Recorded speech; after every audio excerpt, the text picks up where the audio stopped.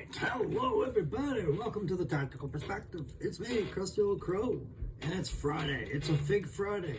Something I didn't think I was doing. I thought I was doing Fig Thursdays. That's when I was going out shopping for figs. But, you know, the problem has been lately, guys, I haven't been able to do a toy figure review for this channel since Mutton Junkyard. Not a real one.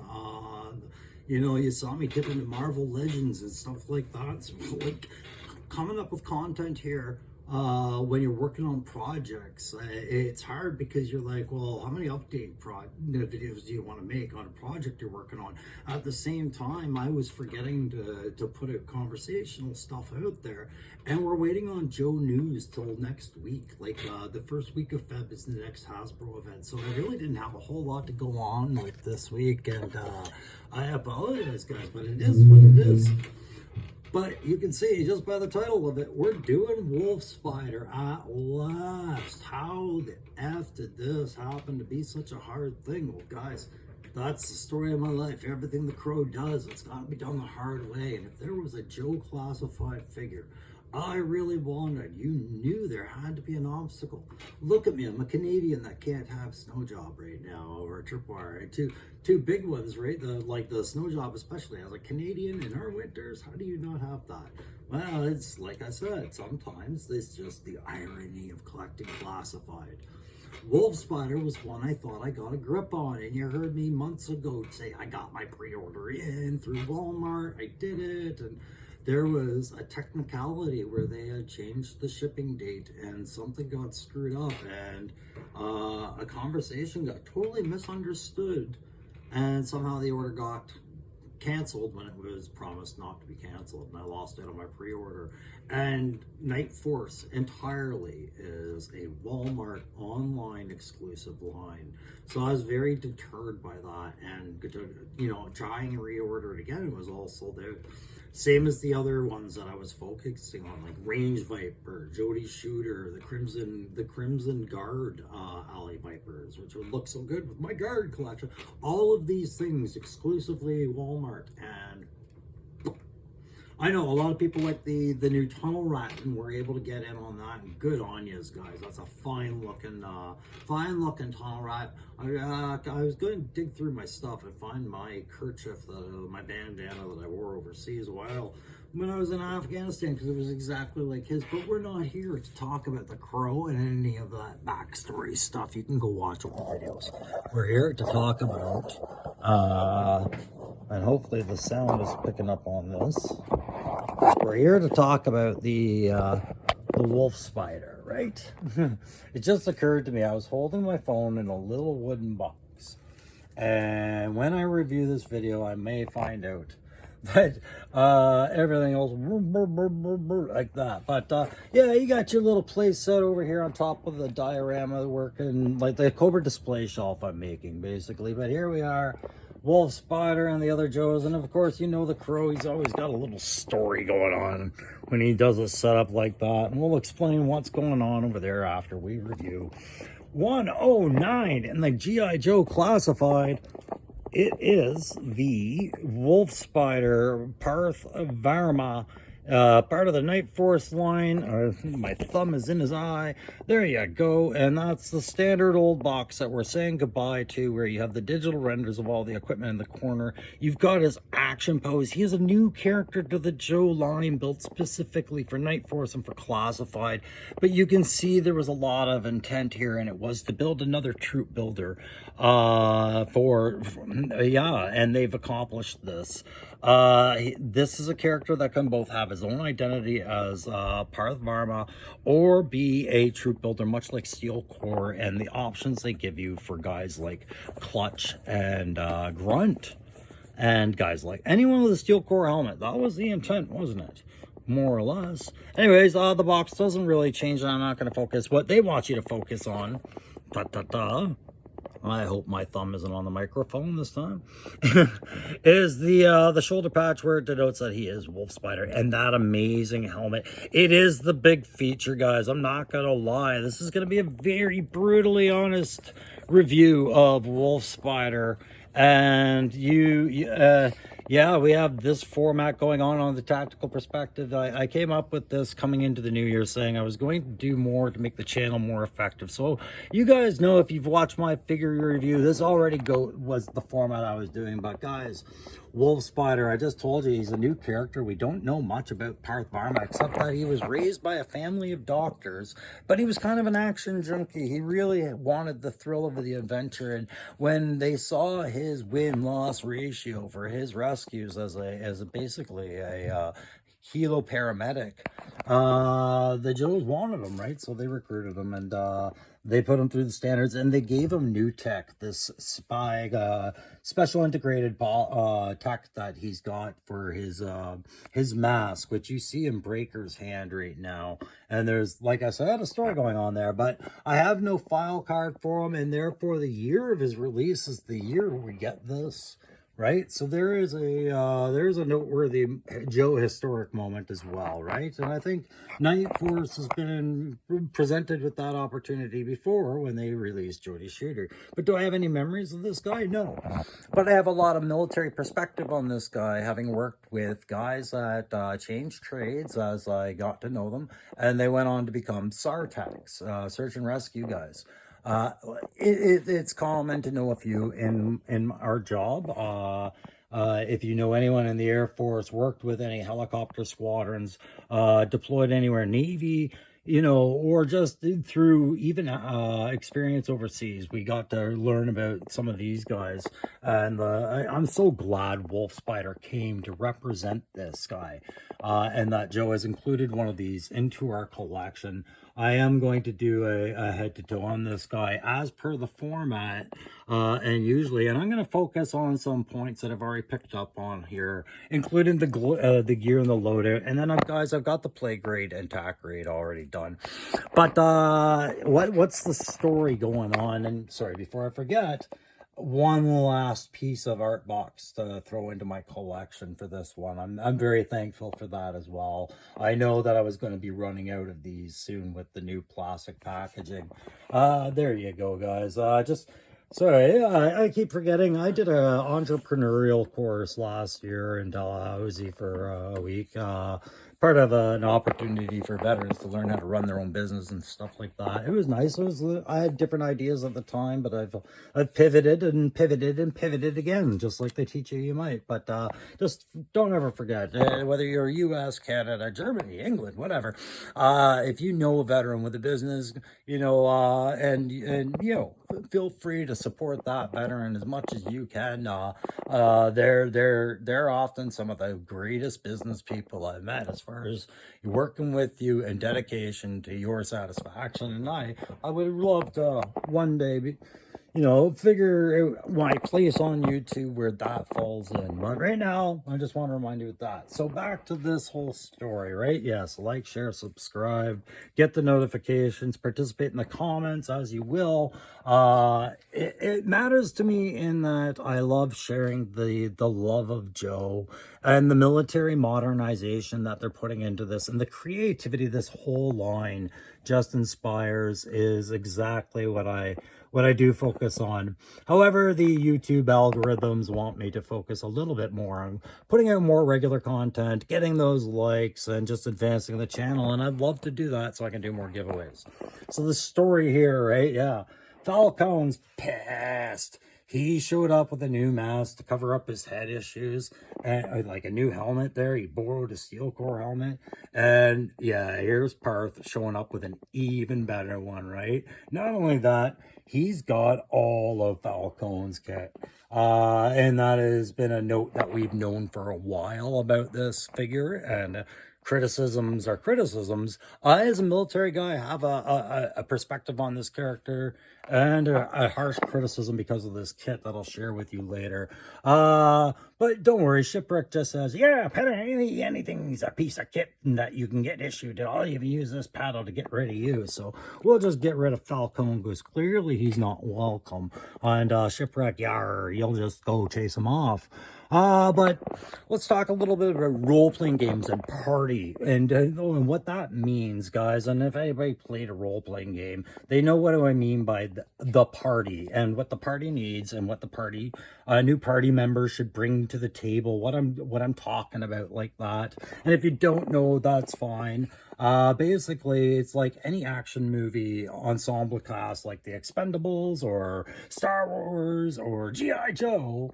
Everybody's got a role, right? And so traditionally there's a role like the leader. Then, if it was like Dungeons and Dragons, for example, it would be like the leader, that the mage or the wizard or the thief and the assassin and the tank. All these different archetype characters, each playing a different type of character. Like Gung Ho, for example, would be like a tank. He's the strong man that gets into close combat and beats the crap out of people, and he wants to get up close and personal, not necessarily at a distance, right?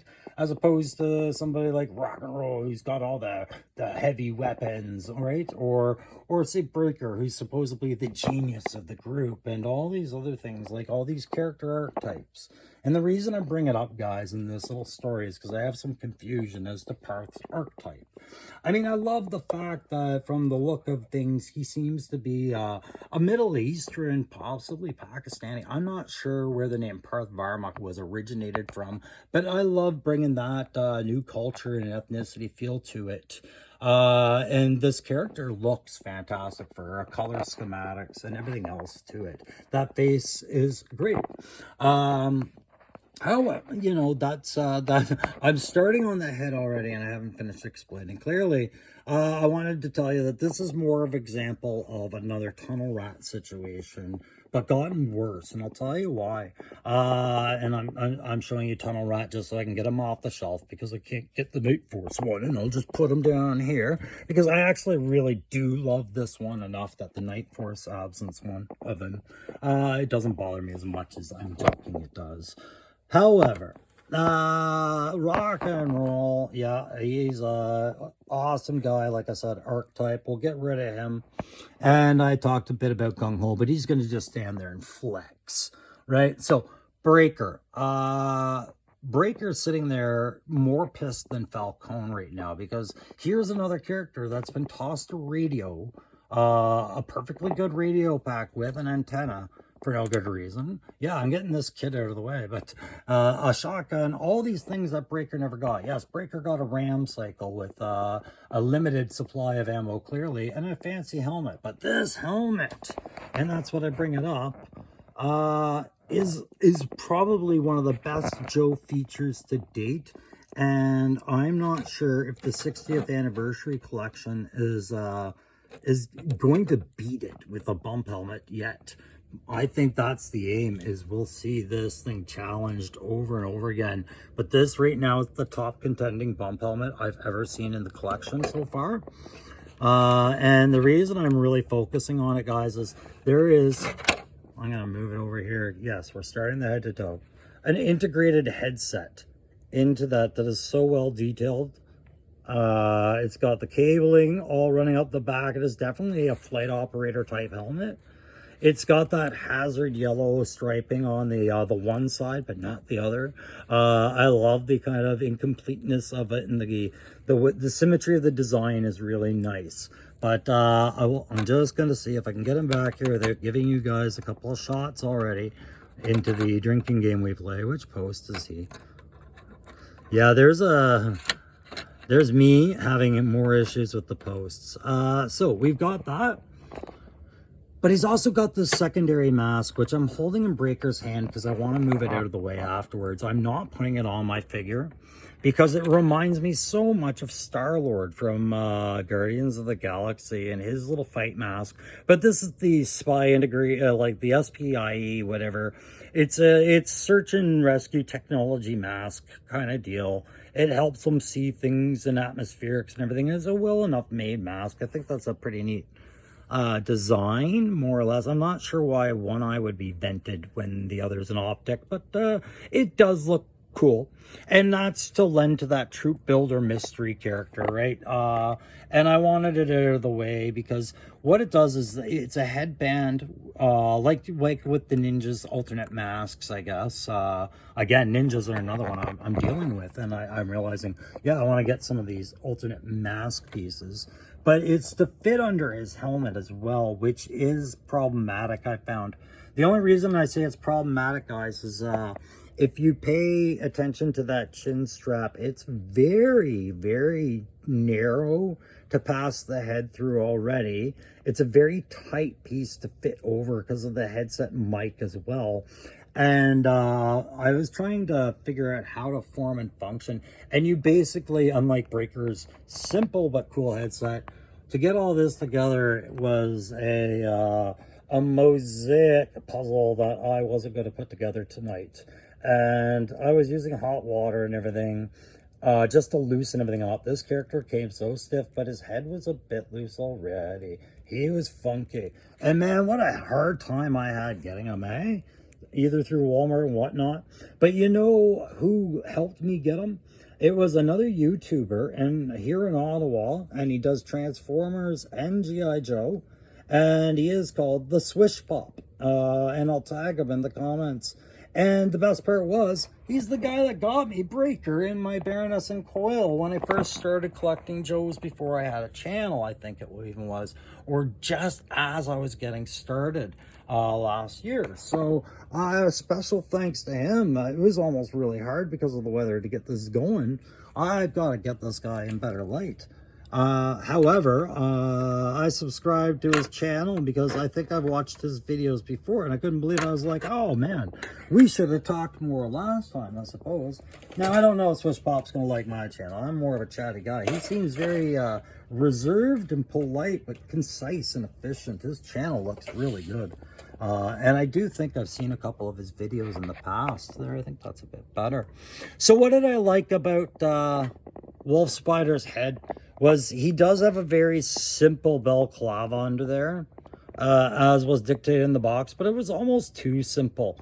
It's so smooth. There are stretch marks on it, and you can see there is some sort of wire stitched into the idea of the balaclava because the eyes and the way that the squint in his eyes is formed into the mask, it's like the fabric is definitely a pushed wire down into that position. Let's say let's logic the shit out of that and put some science in there and mix it up and say it's a wire.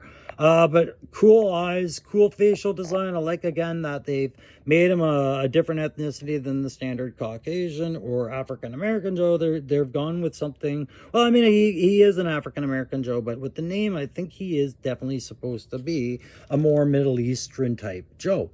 This was a great function on there. This NVG that you just clip on or clip off if you don't want it on there. I'm gonna just fold it back up, but this is what I was waiting on for the bump helmets, right? I showed you rock and roll. Grunt has it. Everybody's got the bump helmets now, and I love it. It's fantastic. But they weren't utilizing anything on that MVG mount that they were sculpting into it. And then there was, I think, I don't know if it was Mutt that I was reviewing, and I noticed that they were starting to inset it deeper, like they had the intention to put something in there. And then I see this, and I'm like, perfect. That's where we wanted to go. For the chest, you would have the normal articulation issues you would have with a Viper, as in the forward bend, and that's about it. Like with no other shoulder padding or issues like brassards, elbow pads, unnecessary wrist gauntlets, or any of that stuff. His posability is pretty high, with the exception of that forward torso stomach bend. Right? Even the neck and everything like that is great because the head is just such a simple Snake Eyes like sculpt, balaclava, whatever. I picture it's got to be a neoprene, and all of his uniform, the gray parts especially, the neoprene and thinsulate and other materials the polypros, all those things make sense. Like, you figure he's he's jumping or rappelling out of a helicopter to pull someone out of water. He's jumping into hostile environments. Sometimes he's just hanging there, right, in subarctic conditions over a prop wash of cold Arctic water blowing back up at him.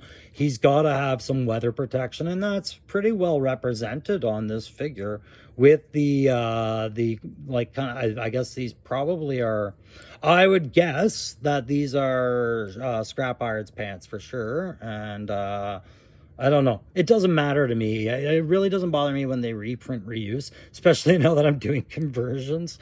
It's like, oh God, yes. But it does bother me how limited the females are, but not so much the males. I love the hard pack holster that he's got. That, again, makes absolute sense. His vest makes sense for sure, but I'm not going to dwell on it. It's fancy, sure. But there's an absence of kit I'll talk about after. But that hard pack holster overall is for that pistol that he gets, where that pistol right there, just a standard normal GI Joe laser dot sight sidearm, toss it in with everybody kind of thing. But the reason I like the hard pack holsters, again, it's that principle that this guy's diving, right? So he is jumping into water, not diving so much as just he's treading water, he's in water, he's submerging. That's the word I was looking for. So that submergence, having your weapon sitting in a soaked and fabric filled holster is just going to compress that water up against your weapon anyways. Having a hard pack holster, it drains and it dries a lot faster, and your weapon isn't as exposed to the water for as long. So I did like that they included that. It made sense, and this made even more sense. You know the Crow guys. What's one thing I've always criticized G.I. Joe and said, Joe privilege, Cobra privilege, it is mags, man. Mags. Why are we getting so many cool action figures that are only good for the mag they have on their rifle, and then it's clear on the sculpt of the vest and the pouches that they don't have any more ammo after that? Here we go. He's got mags for his pistol, so he is clearly good to go. So I'm going to move that pistol aside so I don't talk about it anymore. But the knee pads, all that, like I said, I'm suspecting scrap iron. I just don't want to stop the video to check. There you go. Those boots. Really good, solid, army style, heavy duty, weathered, protected boots, like Gore-Tex boots. I picture having steel toe, probably not steel toe, because you wouldn't want it in the water, but having like that really thick Gore-Tex protective, keep your feet dry layer kind of thing going on. Overall, this character really looks like the role he's meant to play, and there's that design, both the designs they told you to pay attention to on the box. Now I'm going to tell you to pay attention to something else. Here's what bothers me about this figure. As posable as he is, as much as you want to do this stuff with him, which makes absolute sense, they have not provided me enough evidence that he is meant to repel from anything, in that he has no Swiss harness, no buckles, no carabiners, no harnesses at all. He's got no sort of rigging for that rope. He's just got a rope. And that's the criticism, is everybody in that Joe collection brought something to the table they were showing him, except for Breaker, who was bitching about kit. And all he can say is, man, I got Flint's kit. And that's fantastic. We'll talk about that in a second. But on Flint's kit, you already had a rope on the backpack. You had what? Probably, I'd say that's 20 feet of rope. And here you are. Here he's like, I got 10 more feet, right? Again, I go back to that party aspect in a Dungeons and Dragons game where you design a character to look cool, to fill a role, and then you equip him like he's something else. Like, here is your ultimate assassin or medic, healer. And he's like, I've got all these weapons. Well, you're a healer. I know, but this is a magic gun. Okay, you're a healer. There's a magic sword and I've got an axe. Okay, but when are you going to get some spells? I got an extra 10 feet of rope.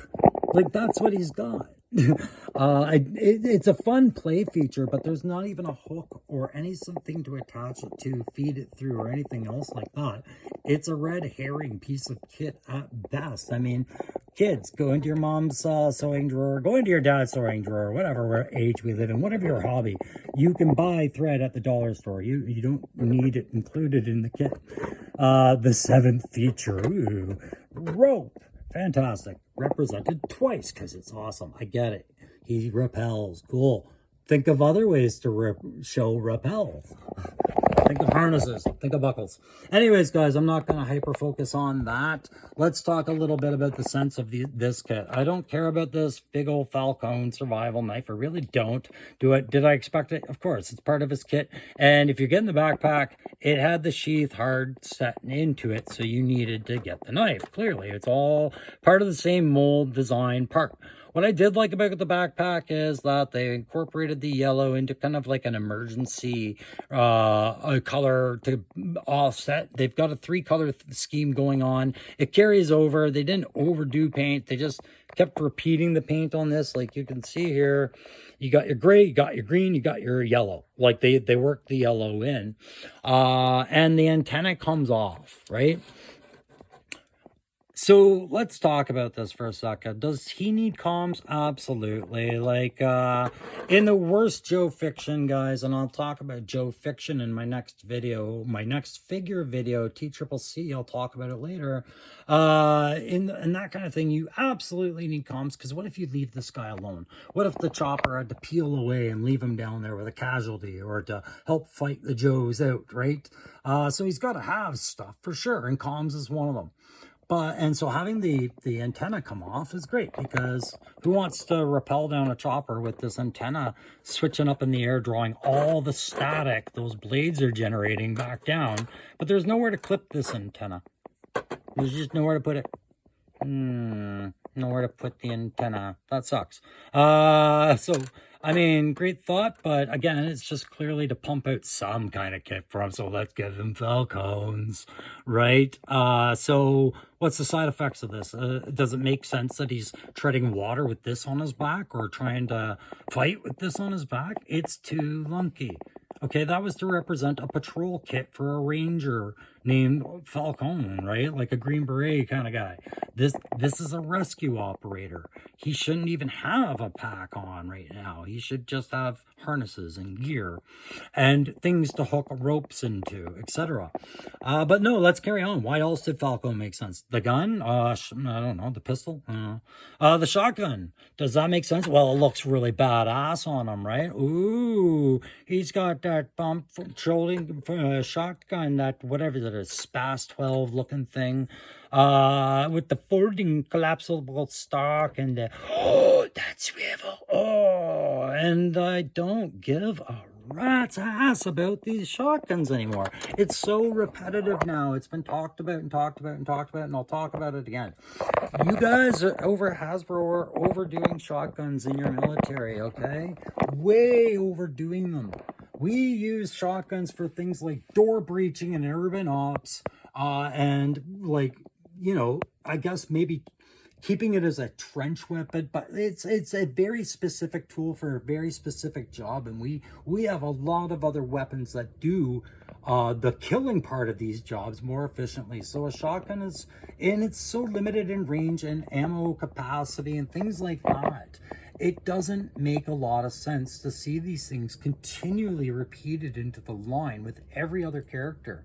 Think about it. Hawk's got a shotgun. CoverGirl's got a shotgun. Clutch is getting a shotgun. Here's Wolfspider with a shotgun. I could probably keep going, but I want to move on, right? And it's just kind of ridiculous. Yeah, Outback gun made more sense. The little compact little weapons are what people in armored vehicles and you know, very mobile troops need. Things that can be strapped to the front of their vests when they drop into an area or have to jump or run or crawl or fit inside a compact compartment. That's what they need. So the shotgun was just ridiculous. It's like, here he is rappelling down the rope. Okay, defend yourself. Hang on, I need both hands to pump this shotgun and fire it at you. Oh, now I've fallen off the rope. It's the start of Black Hawk Down all over again for Parth. So no, I'm not a big fan of the kit. I don't really care about the rope, but the figure itself is fantastic. I just wish they had actually given it some loadout that made sense. So I've covered all my key points on that, and I'm just going to summarize it by giving it the play grade and the tack grade, guys. So play grade, I'm going with the, what did I say? B+ for play. Because it's really the Walmart factor of the Nightforce thing. Being an online only acquisition, it's very difficult. Here you have a very appealing and very versatile looking troop builder figure, and it's only acquired through this challenging process of Walmart online, and clearly they didn't control the pre-ordering very well, because it's like pre-order came out and all of a sudden is gone. Dusty's Foreboding, no more availability, right? So thanks again to the Swish Pop here in Ottawa for providing me a second swing at this guy that I thought I had lost. But in true soldier fashion, we persevere through and we rescue this guy like he would do for us, right? That's the idea I like to go with. But the tack grade on this guy, it's a B- because of that damn kit. But look cool factor, definitely going to be an A+, guys. So that's it for this one. Thanks very much for watching the Tactical Perspective 2A review, and checking out this new Wolfspider that I was so happy to get on that shelf finally. And there's going to be another video coming tonight about where exactly he is going to be fitting on my shelf and with whom as his basic fire team partner for now. But until then, guys, special shout out to Loki Wartooth. I've got some sketches going my way for you. I just had to get these videos out, and thanks again. We'll see you soon. Bye.